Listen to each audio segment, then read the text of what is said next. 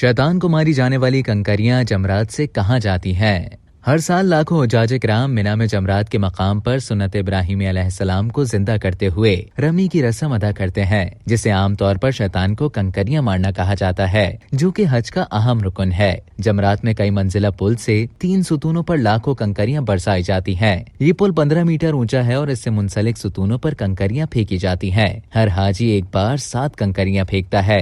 मिना में कंकरियों को साफ करने की कार्रवाई एक खुदकार अमल है, जो जमरात पुल के तहखाने में 15 मीटर की गहराई पर वाक़ है। हुज्जाज की जानिब से जमरात के 3 हौजों में कंकरियां फेंके जाने के बाद 3 खुदकार कन्वेयर सिस्टम के जरिए इन तमाम कंकरियों को जमा कर लिया जाता है। इसके बाद कंकरियों को छांटे जाने और अलग किए जाने की कार्रवाई अमल में आती है।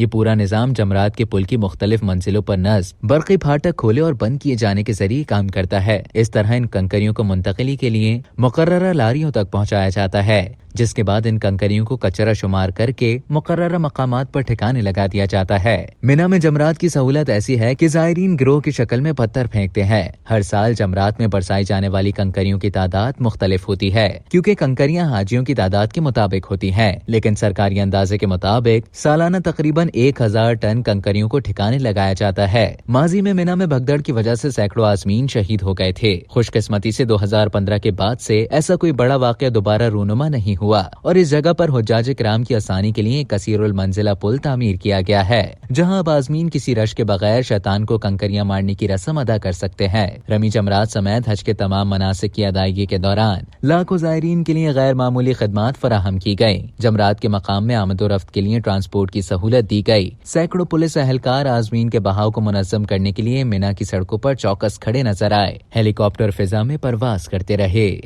अब तक के लिए इतना ही। मज़ीद इसी तरह की मालूमात हासिल करने के लिए डेली जंग के YouTube चैनल को सब्सक्राइब करें और Facebook के पेज को लाइक करना ना भूलें।